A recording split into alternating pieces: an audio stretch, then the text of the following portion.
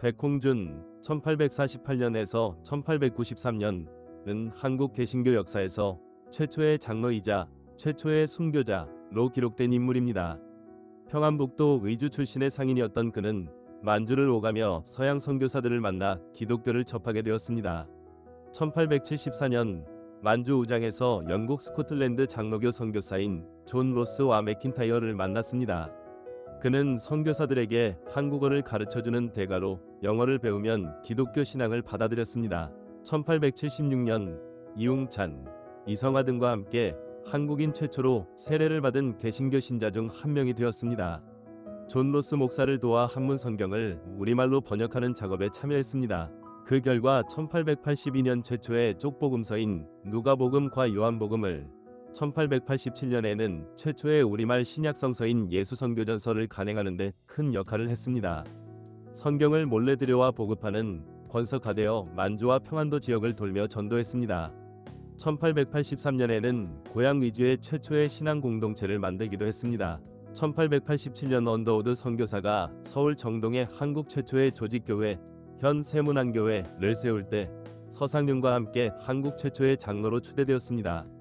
당시 외국 선교사가 국내에서 세례를 베푸는 것이 국법으로 금지되어 있자 세례 지망자 33명을 배에 태워 국경이 모호한 압록강 한가운데서 세례를 받게 하는 기지를 발휘하기도 했습니다. 1892년 평안도 관찰사 민병석의 명령으로 체포되었습니다.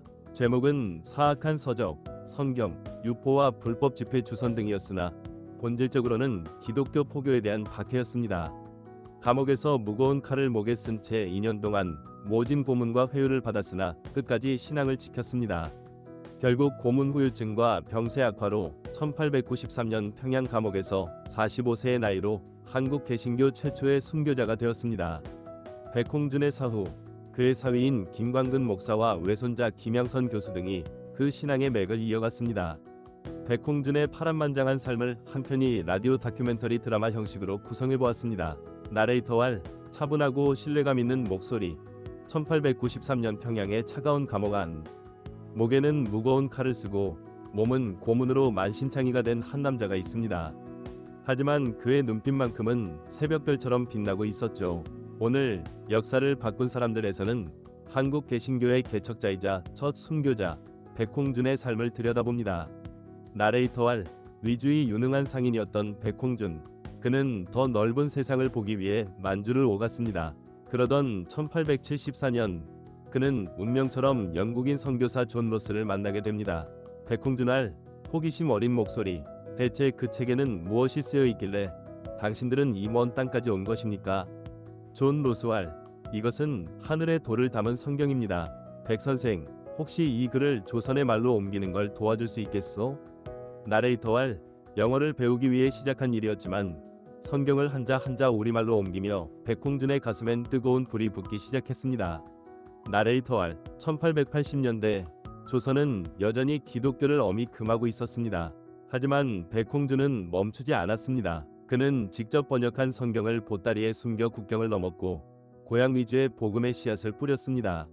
신자 A, 선교사님께 세례를 받고 싶은데 관군들이 눈을 부라리고 있으니 어쩌면 좋습니까?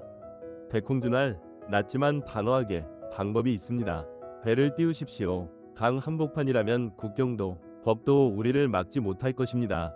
나레이터알, 1889년 압록강 한가운데 띄워진 작은 배 위에서 33명의 조선인이 세례를 받았습니다. 일명 압록강 세례 작전. 백홍준의 기지와 열정이 만든 기적이었습니다. 나레이터알, 하지만 시련은 예고 없이 찾아왔습니다. 1892년 그는 사악한 서적을 퍼뜨린다는 죄목으로 평양 감옥에 갇히고 맙니다. 관청 관리왈, 내 이놈, 당장 그 사교를 버린다고 말해라. 그러면 목숨만은 살려주마. 백홍준알, 쇠약하지만 강단 있게 내 몸을 가둘 수는 있어도 내 마음속의 진리까지 가둘 수는 없소. 나는 결코 내가 본 빛을 부정할 수 없단 말이오. 나레이터왈, 2년간의 옥고와 고문. 결국 1893년 그는 45세의 나이로 숨을 거둡니다. 한국 개신교 최초의 순교자가 탄생하는 순간이었습니다. 나레이터왈, 백홍준은 세상을 떠났지만 그가 뿌린 씨앗은 헛되지 않았습니다. 그가 목숨 걸고 번역한 성경은 조선 전역으로 퍼져나갔고 그가 세운 위주교회는 한국 기독교의 든든한 뿌리가 되었습니다. 비바람 속에서도 꺾이지 않았던 한 상인의 신념, 오늘날 우리에게 진정한 용기란 무엇인가를 묻고 있습니다. 백홍준 장로의 삶에는 드라마틱한 장면이 참 많습니다. 그 중에서도 그의 강직한 성품과 기발한 전도 방식을 보여주는 대표적인 에피소드를 들려드릴게요. 1880년대 당시 조선은 서양 서적, 특히 성경을 들여오는 것을 엄격히 금지했습니다. 만주에서 번역한 성경을 고국으로 가져와야 했던 백홍준은 기막힌 아이디어를 냅니다. 그는 낱장으로 인쇄된 성경 종이들을 다 뜯어냈습니다. 그리고 그것을 둘둘 말아 새끼줄처럼 꽂거나 보따리 짐을 싸는 포장지처럼 위장했습니다. 국경 검문소의 포교들이 보기엔 그저 흔한 폐지나 노끈처럼 보였죠. 무사히 위주 집에 도착한 그는 노끈을 다시 풀고 구겨진 종이를 다리미로 정성껏 다려 다시 책으로 묶었습니다. 이 다리미 성경 이 평안도 지역 전도의 불씨가 되었습니다.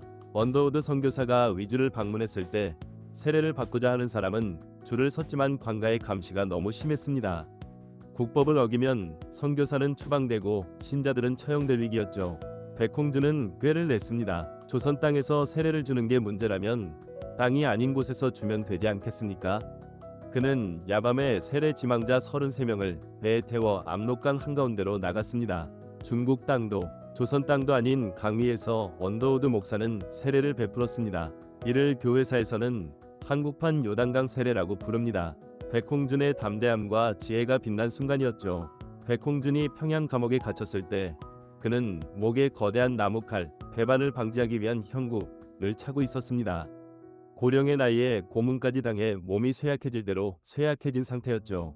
그를 면회온 가족과 신자들이 통곡하며 슬퍼하자 그는 오히려 빙그레 웃으며 이렇게 말했습니다. 울지 마시오. 나는 지금 이 칼을 기도 선반으로 쓰고 있어. 칼 위에 손을 얹고 기도하니 이보다 편한 독서대, 성경 받침대가 어디 있겠소? 죽음을 앞둔 공포 속에서도 형구를 기도 도구로 승화시킨 그의 초연함은 당시 간수들과 죄수들에게 큰 울림을 주었습니다. 그는 결국 감옥에서 찬송을 부르며 눈을 감았습니다. 나레이터왈 애잔한 목소리. 1893년의 겨울은 유독 길고 시렸습니다. 평양 감옥의 좁고 어두운 창살 사이로 비쳐드는 한 줄기 빛. 그 빛 끝에 한국 개신교 최초의 장로 백홍준이 앉아 있습니다. 나레이터왈 그의 목에는 죄인을 가두는 거대하고 무거운 나무 칼이 씌워져 있습니다. 고문으로 상한 몸으론 고개조차 가누기 힘든 무게였죠. 그때 면회를 온 가족들의 울음 섞인 목소리가 들려옵니다. 가족알 울먹이며 어르신 이 일을 어찌합니까? 저 무거운 칼을 목에 거시고 몸은 이리 여의셨으니 저희 가슴이 미어집니다. 제발 마음을 돌리신다 한마디만 하십시오. 백홍준알 깊은 기침 소리 후에 낮고 평온한 목소리로 허 울지들 마라. 왜 그리 슬픈 얼굴들을 하고 있느냐. 가족알 이 고통을 어찌 견디십니까? 저 서슬퍼런 칼이 어르신의 목을 짓누르고 있는데 백홍준알 나직하게 웃으며 아니다. 너희 눈에는 이것이 나를 죽이는 형틀로 보이느냐? 내 눈에는 이보다 귀한 기도 선반이었구나. 백홍준알 보아라. 손을 얹으니 딱 알맞은 높이가 아니냐?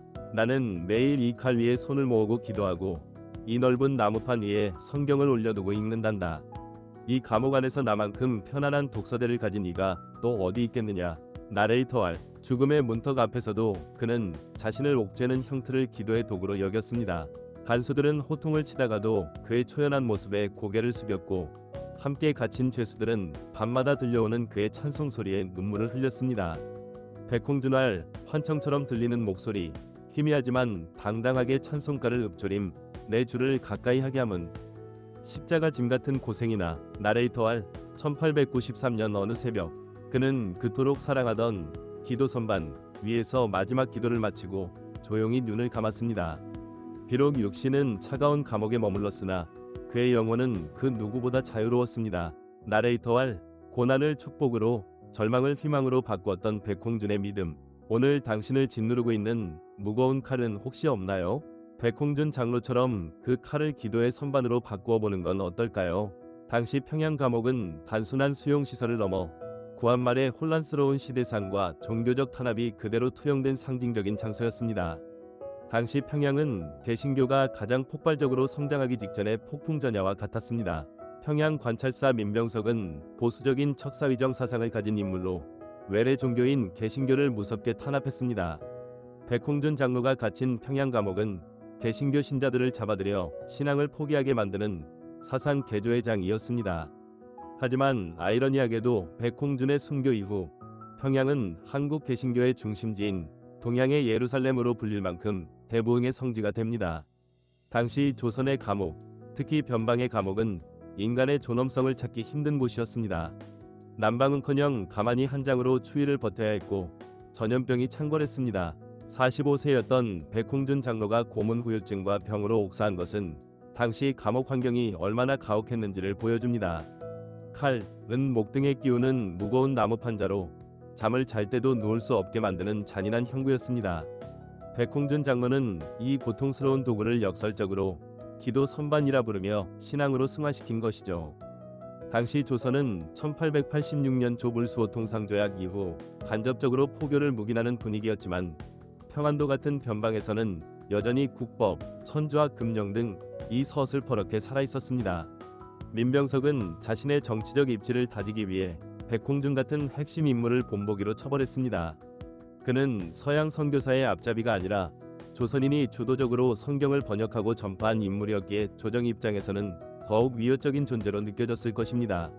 나레이터, 평양 감옥의 차가운 바닥은 백홍준의 마지막 침상이었지만 동시에 한국교회의 가장 뜨거운 기단이 되었습니다. 쇠사슬 소리 가득했던 그곳에서 울려 퍼진 그의 찬송은 훗날 평양 시내를 뒤덮을 거대한 부흥의 예보였던 셈입니다. 구독과 좋아요는 영상 제작에 많은 도움이 됩니다.